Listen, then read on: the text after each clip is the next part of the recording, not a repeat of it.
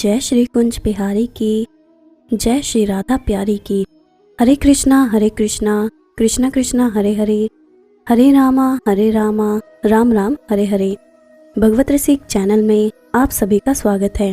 हरि के प्यारे भक्तों, आज हम हिंदू धर्म की 10 महत्वपूर्ण बातें जानेंगे जो शायद आप नहीं जानते होंगे। और अगर आप भी वो बातें जानना चाहते हैं तो इस वीडियो को अंत तक ज़रूर देखिएगा। मगर उससे पहले अगर आपने अभी तक इस चैनल को सब्सक्राइब नहीं किया है तो जल्दी से इस चैनल को सब्सक्राइब करें ताकि नई वीडियो अपलोड होते ही आपके पास उसकी नोटिफिकेशन आ जाए और आप सबसे पहले उस वीडियो को देख सको। तो चलिए जानते हैं हिंदू धर्म से जुड़ी 10 महत्वपूर्ण बातें। पहली, 10 ध्वनियाँ जो घंटी, शंख, बांसुरी, वीणा, मंजीरा, करतल, बीन, ढोल, मृदंग हैं। दूसरी, 10 कर्तव्य संध्या वंदन, व्रत, तीर्थ, उत्सव, दान, सेवा, संस्कार, यज्ञ, वेद पाठ, धर्म प्रचार। तीसरी, 10 दिशाएं। दिशाएं 10 होती हैं जिनके नाम और कर्म हैं उधर्व, ईशान, पूर्व, आग्नेय, दक्षिण, नैऋत्य, पश्चिम, वायव्य, उत्तर और अधो। एक मध्य दिशा भी होती है। इस तरह कुल मिलाकर 8 दिशाएं होती हैं। चौथी, 10 दिक्पाल।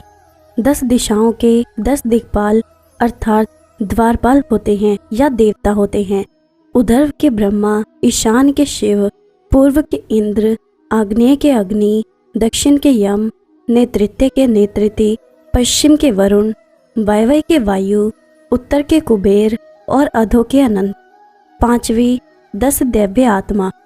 कामधेनु गाय, गरुड़, संपाति जटायु, उच्चेश्वा अश्व, ऐरावत हाथी, शेषनाग वासुकी, रीछ मानव, वानर मानव, येती और मकर। छठी, 10 दैवीय वस्तु। कल्पवृक्ष, अश्य पात्र, कर्ण के कवच कुंडल, दिव्य धनुष और तरकश, पारसमणि, अश्वत्थामा की मणि, सन्मयतक मणि, पांचजन्य शंख, कौस्तुभ मणि और संजीवनी बूटी। सातवीं, 10 पवित्र पेय। चरणामृत, पंचामृत, पंचगव्य, सोमरस, अमृत, तुलसी रस, खीर और आंवला रस। आठवीं, 10 महाविद्या। काली, तारा, त्रिपुर सुंदरी, भुवनेश्वरी, छिन्नमस्ता, त्रिपुर भैरवी, धूमावती, बगलामुखी, मातंगी और कमला। नौवीं, 10 उत्सव।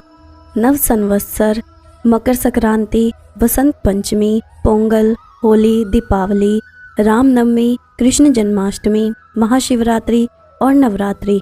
10वीं, 10 बाल पुस्तकें।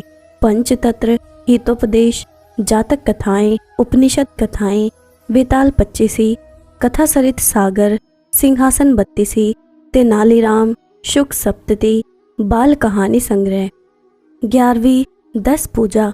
गंगा दशहरा, आंवला नवमी पूजा, वट सावित्री, तुलसी विवाह पूजा, शीतलाष्टमी, गोवर्धन पूजा, हरतालिका तीज, दुर्गा पूजा, भैरव पूजा और छठ पूजा। 12वीं, 10 धार्मिक स्थल। 12 ज्योतिर्लिंग, 51 शक्तिपीठ, 4 धाम, 7 पुरी, 7 नगरी, 4 मठ आश्रम, 10 समाधि स्थल, 5 सरोवर, 10 पर्वत और 10 गुफाएं। 13वीं, 10 पूजा के फूल। आंकड़ा, गेंदा, पारिजात, चंपा, कमल, गुलाब, चमेली, गुड़हल, कनेर और रजनीगंधा। 14वीं, 10 धार्मिक सुगंध। गुग्गल, चंदन, गुलाब, केसर, कर्पूर, अष्टगंध, गुड़ घी, समेधा, मेहंदी और चमेली। 15वीं, 10 यम नियम। अहिंसा, सत्य, असत्य, ब्रह्मचर्य, अपरिग्रह, शौच, संतोष, तप, स्वाध्याय और ईश्वर प्रणिधान। 16वीं, 10 सिद्धांत। एको ब्रह्मा द्वितीयो नास्ति। इसका मतलब है एक ही ईश्वर है, दूसरा नहीं। आत्मा अमर है, पुनर्जन्म होता है, मोक्ष जीवन का लक्ष्य है, कर्म का प्रभाव होता है जिसमें से कुछ प्रारब्ध रूप में होते हैं, इसलिए कर्म ही भाग्य है। संस्कारबद्ध जीवन ही जीवन है। ब्रह्मांड अनित्य और परिवर्तनशील है। संध्या वंदन ध्यान ही सत्य है। वेद पाठ और यज्ञ कर्म ही धर्म है, दान ही पुण्य है। तो ये थी वो 10 बातें जो हिंदू धर्म में हर चीज में महत्वपूर्ण हैं। तो चलिए जानते हैं कि चित्त, मन, बुद्धि और अहंकार में भेद क्या है। शरीर में जो तत्व चंचल है वो चित्त है और जो तत्व मननशील है वो मन है। चित्त और मन दोनों तत्व योग साधना में साधन हैं, साध्य नहीं। साध्य है अपने मूल को प्राप्त करना। इस दिशा में चित्त शक्ति गति देती है, मन अनुभव करता है और उन अनुभवों को स्वीकार भी करता है। जीवन लगातार आगे बढ़ता जाता है, चित्त शक्ति लगातार गति दे रही है। इसी चित्त शक्ति को काल शक्ति, महाकाली कहा जाता है। जीवन यात्रा के जिस पड़ाव में जो घटना घटती है उसका अनुभव मन शक्ति स्वीकार करती जाती है। तंत्र के अनुसार मन शक्ति महालक्ष्मी है। उस अनुभव से मनुष्य को जो ज्ञान प्राप्त होता है वो तंत्र की ज्ञान शक्ति महासरस्वती है। चित्त चंचल है, उसका गहरा संबंध मन से है। इसी संबंध के कारण मन भी चंचल है। लेकिन मन का स्वाभाविक गुण है मनन करना। मन तभी चिंतन मनन करता है जब चित्त स्थिर हो जाता है। इसको ऐसे भी कह सकते हैं कि जब मन चिंतन मनन की ओर अग्रसर होता है तो चित्त स्वयं ही स्थिर हो जाता है। उस स्थिरता को चित्त की एकाग्रता नहीं समझ लेना चाहिए। एकाग्रता कुछ और ही है। पहले मन को स्थिर होना चाहिए और उसी के साथ चित्त को भी स्थिर होना चाहिए। दोनों की स्थिरता एक दूसरे पर आधारित है। चित्त और मन दोनों एक ही अवस्था को उपलब्ध होते हैं तो तब प्राण की गति धीरे धीरे मंदन होने लग जाती है और मन भी स्वयं अपने आप में लीन होने लग जाता है। मन का अर्थ है मनन, चिंतन, विचार जो दिखलाई दे उसके साथ चिंतन की धारा को जोड़ देना।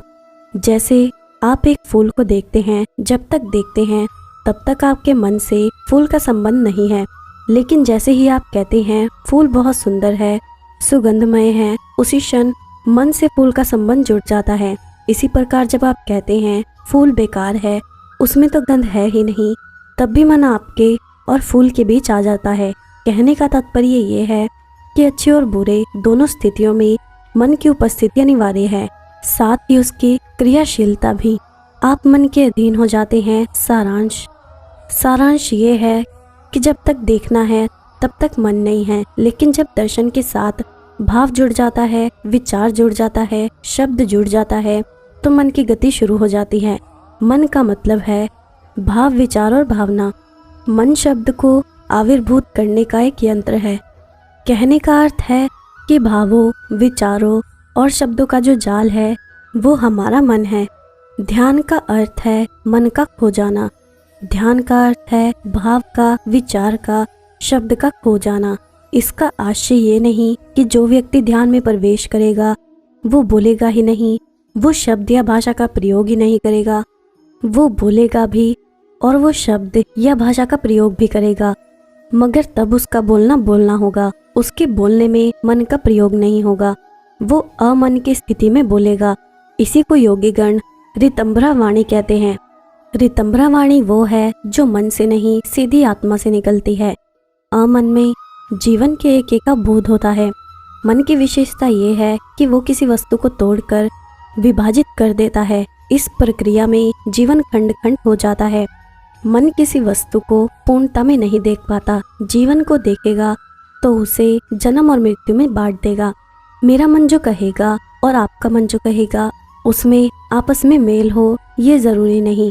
जब कोई व्यक्ति मन से कहे कि ईश्वर है तो उसका कहना असत्य है, क्योंकि मन की ईश्वर को देखने की क्षमता नहीं है।